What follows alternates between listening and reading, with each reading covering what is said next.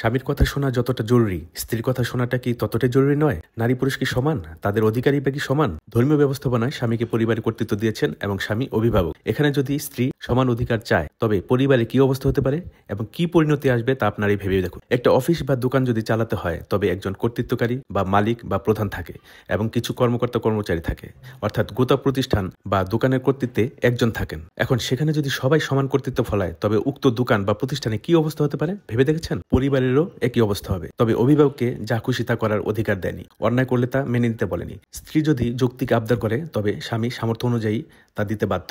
তেমনি স্ত্রীকেও অযৌক্তিক আবদার করার অধিকার দেয়নি। সমান অধিকার দিলেই সমতা হয় না।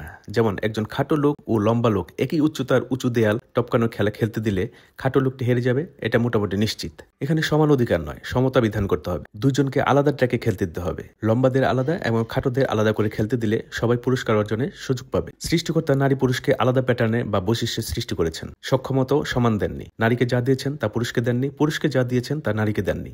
আর এজন্য একে অপরকে দরকার এবং ভিন্ন ধরনের দায়িত্ব পালন করতে হয়। নারী একটি শিশুকে জন্ম দিতে পারে পুরুষের সহযোগিতায়, কিন্তু নারীর সহযোগিতায় একজন পুরুষ কোনো সন্তান প্রসব করতে পারে না। যদি উভয়কে সমান করে তৈরি করত বা কেউ কারো অধীনে না থাকতো, তবে সমাজ তৈরি হতো না, কোনো শৃঙ্খলা থাকতো না। বর্তমান সমাজ সবাইকে সমান অধিকার দিতে বলে, অর্থাৎ নারীরা সমান অধিকার চায়, কিন্তু ধর্ম ন্যায্য অধিকার দিতে বলে।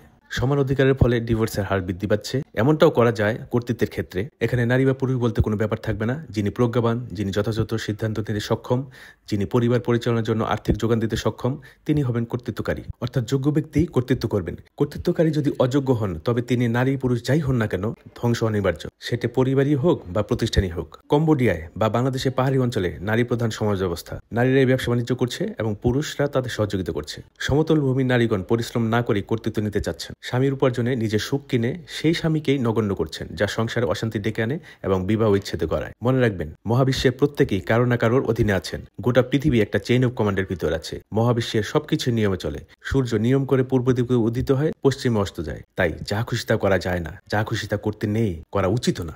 সমান অধিকারের পিছনে সময় ব্যয় না করে প্রত্যেকেই নিজেকে যোগ্য করে তুলুন। যোগ্যতা অনুযায়ী ফল প্রাপ্তিতে সন্তুষ্ট থাকুন। অন্যের যা আছে তা আপনার থাকতেই হবে এমন কোনো কথা নেই। আপনাকে বৈধ পন্থায় যোগ্যতার ভিত্তিতে অর্জন করে নিতে হবে। সুতরাং পরিবার প্রধানের যৌক্তিক কথা শোনাটা যতটা জরুরি, তার অধীনস্থদের যৌক্তিক আবদার বা পরামর্শ শোনা ততটাই জরুরি।